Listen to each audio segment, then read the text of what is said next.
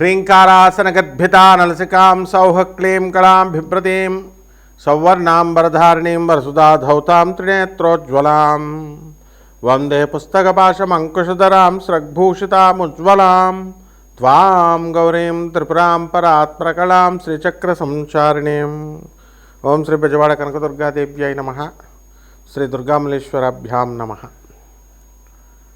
మనకి కుజగ్రహానికి చాలా ఇంపార్టెన్స్ ఉందండి.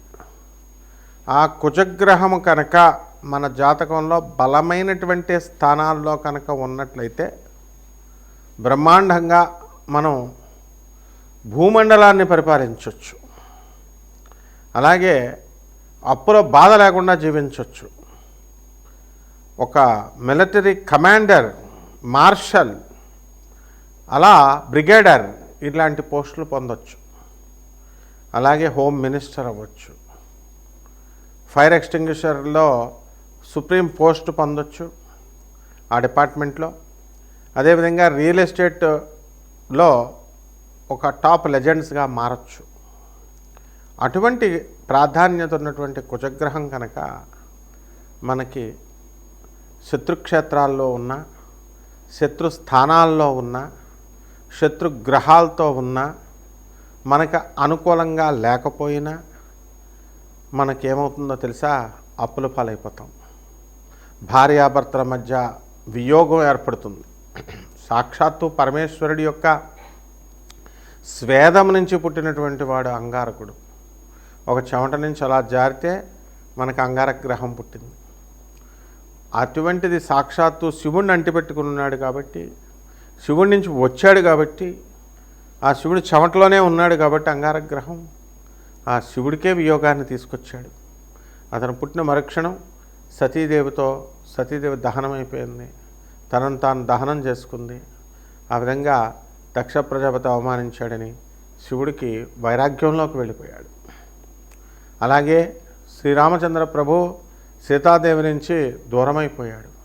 ఈ విధంగా పురాణ పురుషులను మనం తీసుకున్న, మామూలు మనుషుల్ని, సగటు మనిషిని తీసుకున్న, ఈ కుజగ్రహం కనుక బాగా లేకపోతే కనుక మనకి భార్యా వియోగాలు, వివాహాలు ఆలస్యంగా అవడాలు, అలాగే ఈ యొక్క రాశివారి ఏ రాశిలో ఉన్నా సరే మనకి కుజుడు బాగోకపోతే సోదరులతో విరోధాలు, అక్కా చెల్లెళ్ళకి మీరు సహాయాలు చేసిన వాళ్ళ కృతజ్ఞతతో ఉండకుండా ఉండడం, అలాగే ధైర్యం కోల్పోవడం, ఆ రకంగానే మరి మీ సోదరుల మరణము, వాళ్ళు డెవలప్ కాకపోవడము, ఇలాంటివి అనేకమైనటువంటి పోర్ట్ఫోలియోస్ ఉంటాయన్నమాట.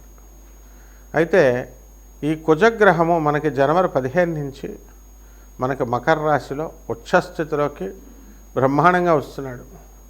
దీనివల్ల కొన్ని రాశుల వాళ్ళు అద్భుతాలు చూస్తారు. మా పేర్ల మీద స్థలాలు ఉన్నాయండి, మాకు రేట్లు పెరగట్లేదండి అనుకునేటటువంటి వాళ్ళకందరికీ కూడా కొంతమందికి రేట్లు పెరగడం జరుగుతుంది.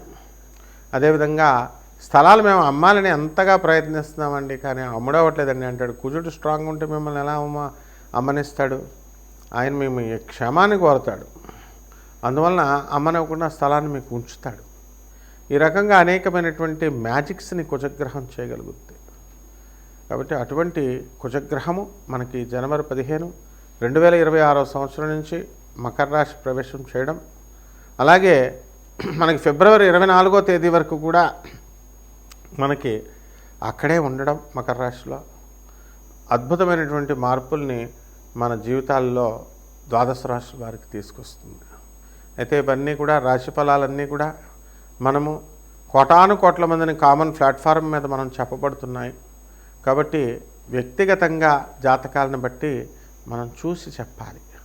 ఎలా మీకు ప్రమోషన్ వస్తుందా, అసలు మీకు ఉద్యోగం వస్తుందా, చదువులో ముందుకు వెళ్ళగలుగుతారా, అసలు ఈ వివాహాలన్నీ కూడా ఆగిపోతున్నాయి, ఆలస్యం అవుతున్నాయి.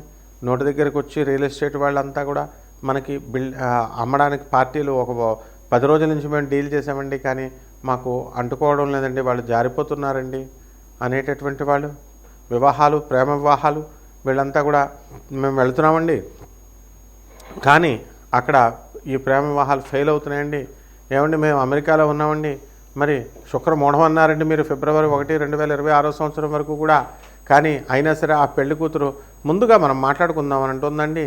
కాబట్టి మా అబ్బాయిని పంపించమంటారా, పంపిస్తే అవుతుందా, ఇలాంటి అనేకమైనటువంటి సందేహాలు అందరికీ ఉంటాయి.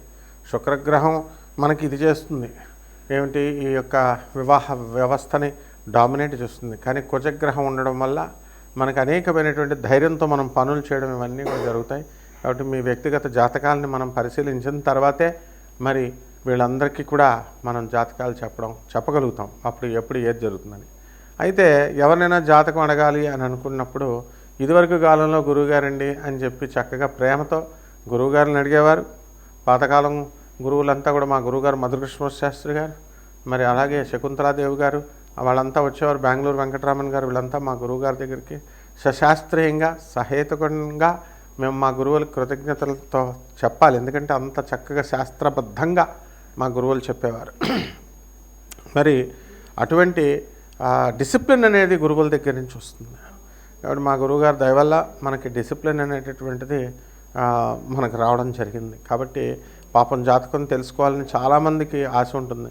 కానీ ఇప్పుడు కమర్షియల్ అయిపోయింది పాపం. మరి వీళ్ళు కూడా బతకాలి, జనం కూడా అలాగే తయారయ్యారు. డబ్బులు గురువుగారి చేత ఫ్రీగా చెప్పించుకుందామని తప్ప అసలు మరి ఆ ఛానల్ కెమెరామ్యాన్లకి జీతం ఎలా వెళ్తుంది, ఛానల్కి జీతం ఎలా వెళ్తాయి, యాంకర్లకు జీతం ఎలా వెళ్తాయి, కరెంటు బిల్లులు ఎవరు కడతారు, అద్దెలు ఎవరు కడతారు, ఇవన్నీ ఎవరు చూడరు. అంతేకాకుండా టైటిల్స్ ఎలా పెట్టారండి, అలా పెట్టారండి, ఏమండి ఇలా చెప్పారండి అని సలహాలు ఇవ్వడానిక మనం ఫోన్ నెంబర్లు ఇచ్చేది? మీరు తెలుసుకోండి, లబ్ధి పొందండి. అలాగే ఈ యొక్క మోడర్న్ సైన్స్ మనకు వచ్చింది. మోడర్న్ సైన్స్లో మనం ఐఐటి మెడ్రాస్ నుంచి పిహెచ్డి చేయడం వల్ల ఫిజిక్స్లో చక్కగా మనకి నాన్ కమర్షియల్ బేసిస్తో అందరికీ జ్యోతిష్యం అందుబాటులోకి రావాలి, ఫోన్లే పాపం తెలుసుకుంటారన్న ఉద్దేశంతో మనం చెప్పడం జరుగుతుంది. అయినప్పటికీ కూడా మీరు క్రిటిసైజ్ చేసినా ఇచ్చేసినా మరి బాధ కలిగి మొత్తం అసలు ఎవరికి చెప్పకూడదురా అని అనిపించేస్తుంది అనమాట. కాబట్టి అలా కాకుండా మీరు జాతకాలు తెలుసుకోండి, ముఖ్యమైన ఈవెంట్స్ మీరు తెలుసుకోండి చక్కగా. ప్రతి ఒక్కళ్ళు కూడా డిసిప్లిన్ అనేటటువంటిది ముఖ్యం ఫస్ట్. ఆ డిసిప్లిన్ ఇచ్చేదే కుజుడు అనమాట. ఇప్పుడు జుట్టు ఎక్కువ పెంచుకున్నారనుకోండి, కుజుడు అంగీకరించడు. ఇలాంటి ట్రిక్స్ ఉంటాయి, అందుకు గురువు కావాలి. అంతేగాని ఊరికనే జాతకం ఏమండి నేనే మనం జాతకం చెప్పేస్తామండి, వీళ్ళకంటే నాకే బాగా తెలుసండి. ఒక ఆవిడ చెప్తుంది యుఎస్లో ఉండి, నేను జాతకాలన్నీ నాకు తెలుసండి. తెలియడం కాదమ్మా, నీ గురువు ఎవరో తెలియాలి. నీ పొజిషన్ ఫస్ట్ పాయింట్. నీ గురువు ఎవరు? గురువు విజ్ఞానంలాగా ఈ మామూలు సైన్సెస్ లాగా నేర్పరు. అది సాధనా బలం ఉండాలి, డిసిప్లిన్ ఉండాలి, గురువు మీద ప్రేమ ఉండాలి, గురువు కాళ్ళు పిసకాలి. ఇన్ని తతంగాలు చేస్తేనే గురు పరంపర. అప్పుడు గురు మండలం నుంచి మనల్ని ఆశీర్వదిస్తారు, వాక్కు ప్రసన్నమవుతుంది, వాక్కు వస్తుంది. కాబట్టి 12 రాశుల వారికి కూడా ఈ యొక్క కుజగ్రహ మార్పు వల్ల ఉచ్చ స్థితిలోకి వచ్చినటువంటి మకర రాశిలోకి వచ్చినటువంటి కుజగ్రహ ప్రభావం వలన 12 రాశుల వారికి ఒక్కొక్క రాశి వారికి ఏ విధంగా ఫలితం ఉంటుందో మనం చూద్దాం. కుంభరాశి, ఈ కుంభరాశి వారికి అందరికీ కూడా వ్యయంలో మనకి ఈ కుజగ్రహం ఉండడం జరిగింది. అందుకనే వివాహాలు కావాలనుకునేటటువంటి వాళ్ళందరూ కూడా మీరు ఎలియన్స్లకు వెళ్తారు, మ్యాట్రిమోనియల్స్ వాళ్ళకి డబ్బులు ఖర్చు పెడతారు, తెలిసిన వాళ్ళందరికీ వెళ్తారు, కానీ వివాహాలంతా కూడా దగ్గరికి వస్తాయి, కానీ వివాహాలు కావు. కాబట్టి మ్యాట్రిమోనియల్స్ ఇవన్నీ కూడా అనవసరంగా ఖర్చు పెట్టుకోకండి. అలాగే మీ పేరు మీద ఉన్నటువంటి స్థలాలు ఏవైతే ఉన్నాయో అవన్నీ కూడా రేట్లు పెరగవు.